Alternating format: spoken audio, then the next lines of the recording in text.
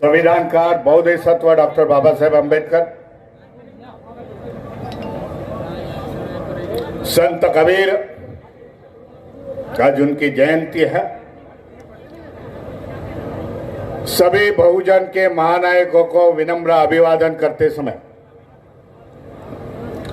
इस राष्ट्रीय बौद्ध महासम्मेलन गोरखपुर इस धम्मपीठ पर आसीन पूज्य भंते जी को वंदन करता हूं।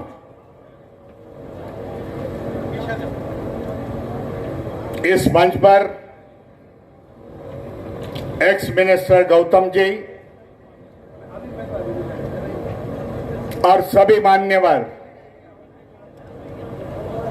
भंते सुमित रत्न जी को मैं बधाई दूंगा।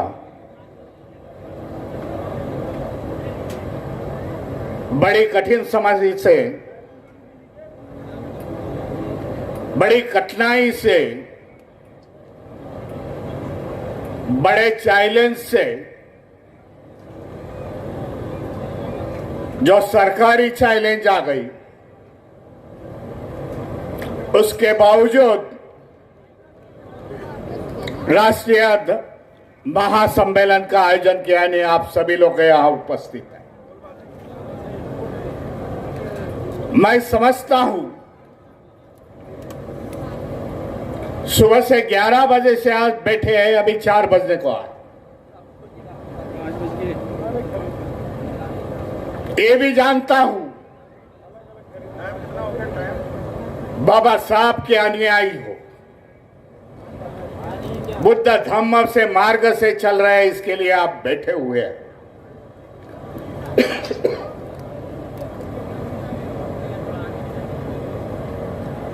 सम्मेलन का सिलसिला इस उत्तर प्रदेश में 9 अक्टूबर से शुरू हो गया।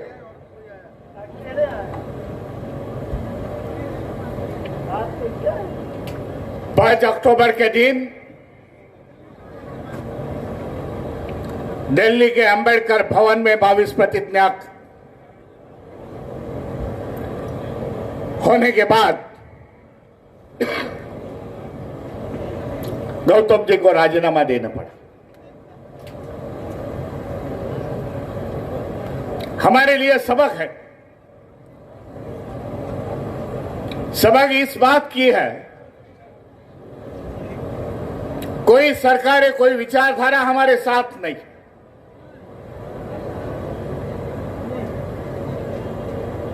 बाबा साहब ने उस जमाने में 14 अक्टूबर 1956 में 22 प्रतिज्ञा की थी।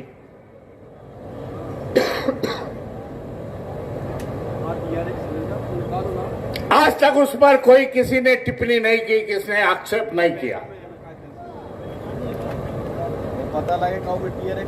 लेकिन सरकारें बदल गई। तो बैलेट है ना, बैलेट में से तो जिम निकलेगा ना। हमें बताया गया कि 22 प्रतिज्ञा लेनी नहीं। फिर भी 9 अक्टूबर में लखनऊ के धरती पर मान्यवर काशीराम स्मृति स्थल पर ओबीसी समाज का आयोजन किया गया। बौद्ध राष्ट्रीय सम्मेलन 22 प्रतिज्ञा हो गई। हमने चुनौती दी सरकार को। संविधान ने हमारे को हक दिया, हमारे को अधिकार दिया, राइट टू रिलीजन और आर्टिकल 25।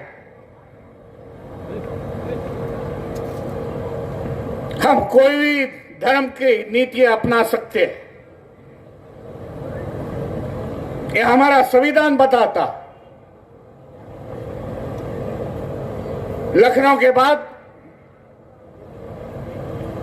मेरठ में ऐसा प्रोग्राम का आयोजन हो गया। हजारों संख्या से लोग वहां थे मेरठ में। जो पश्चिम उत्तर प्रदेश आता है, ये पूरब आता है, गोरखपुर। सहारनपुर में ऐसा प्रोग्राम हो गया। यह सिलसिला आने वाले समय में चालू रहेगा इस उत्तर प्रदेश में।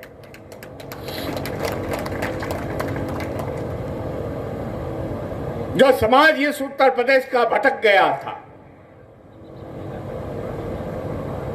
गलत रास्ते पर चल रहा था, बाबा साहब की क्रांति देखी जाए तो सामाजिक क्रांति पहली है। सामाजिक क्रांति के साथ बाबा साहब ने समाज को इकट्ठा किया। उत्तर भारत में उल्टा हुए, राजनीति पहली आ गई, बाबा साहब का इस्तेमाल हो गया राजनीति के लिए। समाज नीति, धर्म नीति होती थी, आज यहां का समाज और कुछ आगे निकल जाता था। इसके लिए आने वाले समय में बौद्ध धम्म सम्मेलन ये उत्तर प्रदेश में होगा। जो वंचित समाज है, ओबीसी समाज के लोग हैं, यहां बैठे हुए, मंच पर बैठे हुए यादव समाज, हमारे मौर्य है, प्रकाश जी मौर्य बैठे हुए हैं, कुशवाहा समाज के लोग हैं। हमें ये बाबा साहब के धम्म क्रांति में उसको लाना पड़ेगा।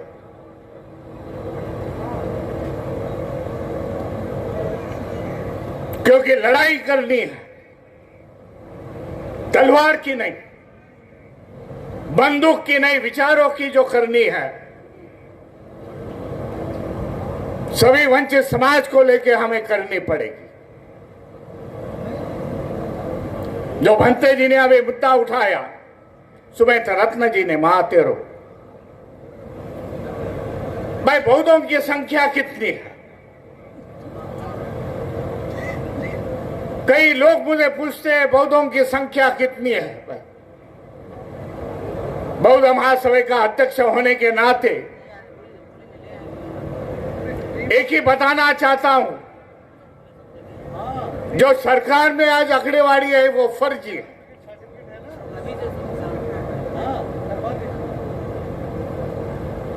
जिसको कोई आधार नहीं है। इसके लिए आने वाले समय में जनगणना होगी। ये सरकार 2 साल टाल रही है, आगे लेके जा रही, जनगणना कर रही नहीं,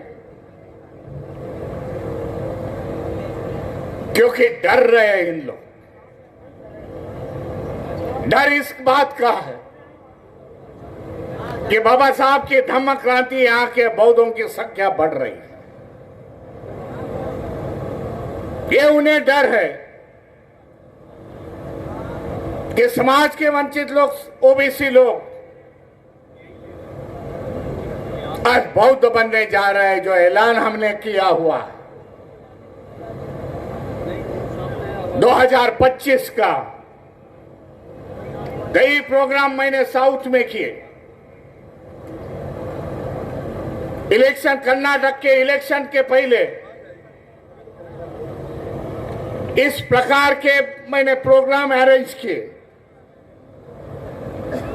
धम्म यात्रा मैसूर में निकाली, तेलंगाना के हैदराबाद में प्रोग्राम लिया, विजयवाड़ा में प्रोग्राम लिया। राजनीति का नहीं था तो धम्म नीति का प्रोग्राम था। इसके लिए आने वाले समय में हमें दिखाना पड़ेगा, जनमत के माध्यम से, जनगणना के माध्यम से, जो सरकारी अधिकारी आएंगे, हमें धर्म के कॉलम में बौद्ध लिखना पड़ेगा। जाति के कॉलम में हमारी जात लिखनी पड़ेगी। ये भी सोच लो।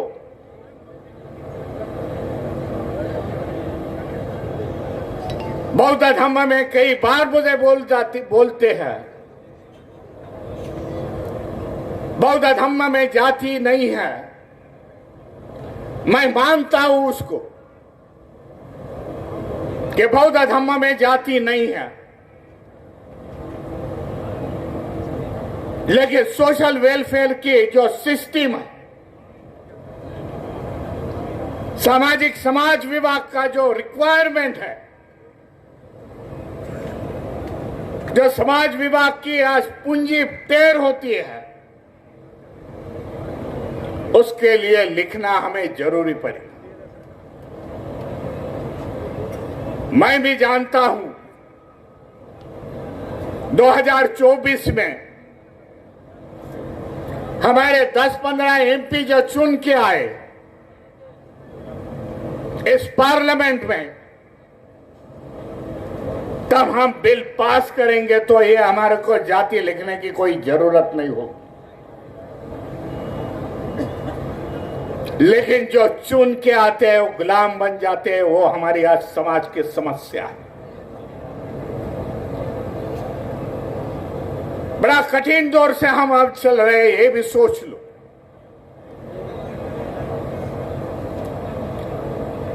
इस महासम्मेलन के माध्यम से विचार रखने पड़ेंगे। समाज के लिए कठिन दौर है, फिर ये सभी समाज के लिए, बौद्धों के लिए, वंचित समाज के लिए, ओबीसीओं के लिए कठिन दौर है। इसके लिए कठिन है कि यह एजुकेशन सिस्टम अभी डिस्ट्रॉय हो। जो एजुकेशन सिस्टम थी इस देश की, आज खत्म होने जा रही है। एजुकेशन बिल इस पार्लियामेंट ने पास किया कोरोना के समय में, कोई मीडिया इस पर बात नहीं करता। हमारे वैचारिक विचारों उस पर बात नहीं करते। हमें लोगों को बताना पड़ेगा एजुकेशन सिस्टम में नया कायदा आने वाला है। मैं समझता हूं 2024 में यह सरकार फिर से बैठ गई तो एक कायदा आ जाएगा। इस एजुकेशन सिस्टम के में जो किसान का लड़का है वो किसान बन जाएगा, मजदूर का लड़का, ऐसी सिस्टम इन लोग ने बनाई रखी है। मजदूर का लड़का ये मजदूर बनेगा। कैसे बनेगा 2 मिनट में आपको बताना चाहता हूं। हर साल जो एग्जाम होते हैं स्कूल में, और एग्जाम होने के लिए अपने माँ बाप अपने बच्चों को बोलते हैं पढ़ लिख लो, एग्जाम की तैयारी कर लो, एग्जाम आने वाली है। लेकिन यह सरकार ने फर्स्ट स्टैंडर्ड से 8वीं कक्षा तक कोई भी एग्जाम नहीं रखी। ये सोच लो, बच्चों की जो मेंटेलिटी है, सोच है बच्चों की। मैं नई स्टडी करके भी आगे का क्लास में निकल जाऊंगा और आगे जाके बच्चा मैट्रिक की भी परीक्षा पास नहीं, 10वीं की परीक्षा भी पास नहीं हो सकता,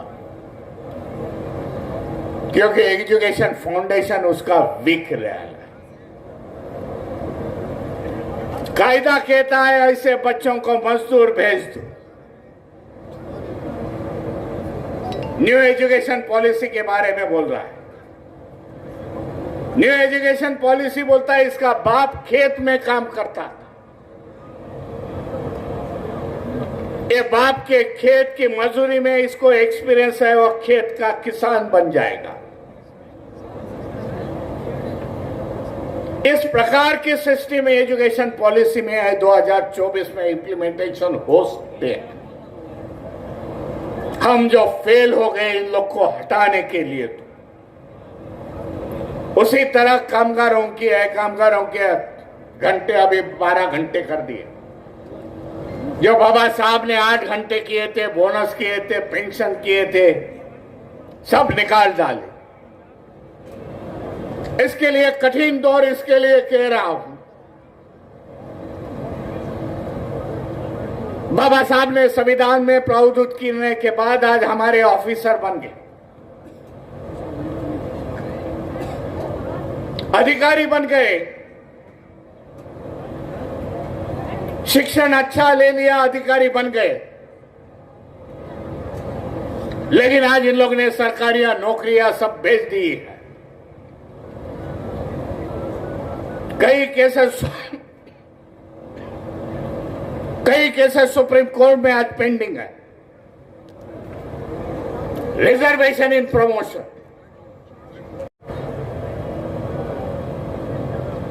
मेरे मुताबिक 20 साल से हम लोग स्लोगन लगा रहे, प्राइवेटाइजेशन में हमारा रिजर्वेशन होना जरूरी है।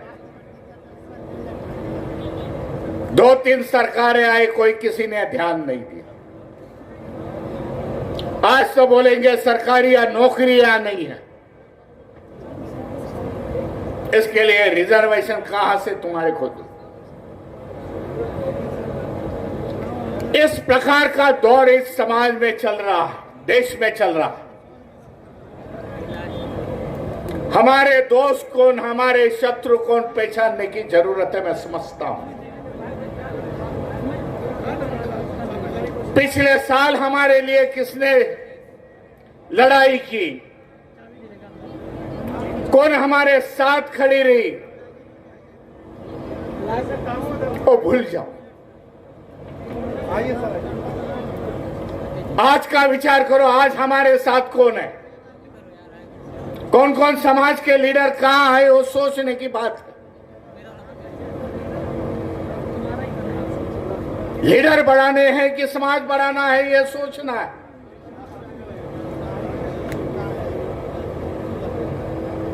इसके लिए आने वाले समय में 2024 हमारे लिए काफी महत्वपूर्ण है। जो विचारधारा आज सरकार में बैठी हुई है, वही विचारधारा बाबा साहब जिंदा होते समय उन लोग ने विरोध किया था। बाबा साहब के क्रांति को विरोध किया था इन लोगों ने। आज वही विचारधारा के लोग आज सत्ते में है, स्टेट में है, केंद्र में है।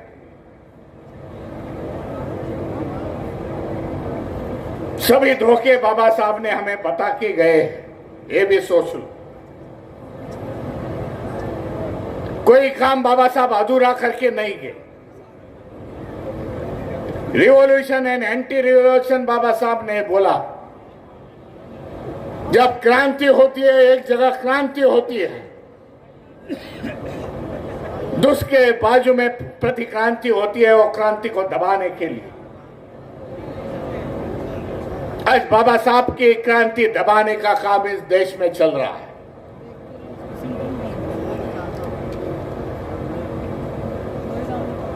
बाबा साहब के कारण हमें सब कुछ मिल गया।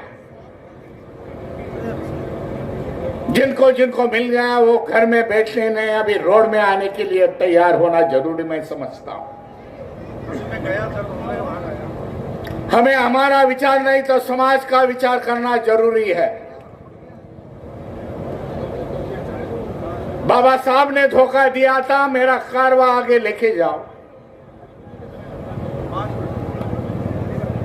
आगे नहीं लेके गए तो वहां ही रुको भाई, नीचे मत आने देना। ये सब बाबा साहब ने बता के गए हैं। आने वाले समय में हमें इस पर गौर करना पड़ेगा, विचार करना पड़ेगा। इसके लिए कर्नाटक में मैं आखिरी बार मैं बुद्धिस्ट सोसाइटी ऑफ इंडिया के बड़े मंच पर मैं ऐलान किया था, क्योंकि वहां 15-20 दिन में इलेक्शन की शुरुआत होने जा रही थी। कई पत्रकारों ने मुझे पूछा किसके साथ जा रहे, इतनी बड़ी रैली है आपकी। मैंने सोचा, मैंने बोला उस समय मंच पर से, जो पार्टियां संविधान के साथ खड़ी रहेगी, संविधान को बचाने की बात करेगी, महापुरुषों के विचारों के साथ जाएंगे, उसके साथ हम लोग जाएंगे। वही हो गया कर्नाटक में, वही हमें करना पड़ेगा इस यूपी में। यहां से तैर होता है देश का पंतप्रधान को। ओए भाई, यहां से जाने वाले पंतप्रधान के ही हमें सीटें गिरा के हमारे संविधान वाले पार्टियों को चुन के लाने पड़ेगी। इसके लिए एक राजनीतिक पार्टी चलानी है तो सामाजिक संगठन होना जरूरी पड़ता है। जो मान्यवर काशीराम ने उस समय बात रखी थी, उस समय बाबा साहब ने ये बात रखी है कि पॉलिटिकल पार्टी चलानी है तो सामाजिक संगठन हमारे मजबूत होने चाहिए। इसके लिए हमारे इस राष्ट्रीय बौद्ध महासम्मेलन के हम लोग नियोजन कर रहे हैं, आयोजन कर रहे हैं। हमारे साथ समता सैनिक दल है, हमारे साथ कई गवर्नमेंट के संगठन आज खड़े हुए हैं। जान गए वो भी, घर में बैठेंगे तो हमारी आने वाली पीढ़ियां मजदूर के सिवाय कुछ नहीं बन सकती, ये भी जान गए उन लोग। इसके लिए आने वाली लड़ाई हमें इकट्ठा लड़नी पड़ेगी, संविधान के माध्यम से, बाबा साहब ने दिया हुआ इलेक्शन के माध्यम से, वोटिंग के माध्यम से हमारे विचारों की सरकार बननी चाहिए तो हमारा भविष्य निर्भर हो। ज्यादा समय न लेते हुए आप सभी को धन्यवाद देता हूं। धन्यवाद देता हूं, यहां बौद्ध भिक्खु बैठे हुए हैं, उनको धन्यवाद देता हूं। भाई विहारों से बाहर निकलो, बनते सुमेत रत्न जी का आदर्श ले लो, महाथेरों। 10 ऐसे भंते जी मिल गए होते तो ये उत्तर प्रदेश की छवि हम लोग बदल देते। भंते जी को बोलता, बुद्धिस्ट सोसाइटी ऑफ इंडिया आपके साथ। हमारे भी आने वाले 5 दिन में मेरे 5 कार्यक्रम विविध जिलों में लगे हुए हैं। बौद्धों के ट्रेनिंग सेंटर लगे हुए हैं, महिलाओं को ट्रेनिंग सेंटर है। वहां बौद्ध धम्म कैसा अपनाया जाएगा, बौद्ध धम्म की शिकवण कैसी होगी, वो हमें हम लोग 10 दिन में पढ़ाते। आह्वान करता हूं, खाली बौद्ध बनने से, भाई आचरण से बौद्ध बन लो, विचारों से बौद्ध बन लो। हमारी छवि बौद्धमय होनी चाहिए, हमें संस्कृति, यहां बौद्धमय संस्कृति बनानी चाहिए। देश की छवि हमें बदलनी है। जो विषमता की छवि है, हमें समता की छवि लानी पड़ेगी, भाईचारे की छवि लानी पड़ेगी, करुणे की छवि लानी पड़ेगी। सभी को धन्यवाद देता हूं, ज्यादा समय न लेते हुए। आप सभी इतने समय से करीब 6 घंटे आप बैठे हैं, आपको धन्यवाद देता हूं। सम्मेलन से जाने से पहले ये संदेश लेके जाना, भाई बाबा साहब के विचारों के साथ, बाबा साहब के दिए हुए संस्थे के साथ हमें जाना। हमारा धम्म हमें आगे बढ़ाना है। एक दफे समाज का फाउंडेशन, धार्मिक फाउंडेशन मजबूत होता है तो राजनीति, समाज नीति हमारे साथ है, ये भी सोच लो। सभी को धन्यवाद देते हुए नमो बुद्धाय, जय भीम, जय संविधान।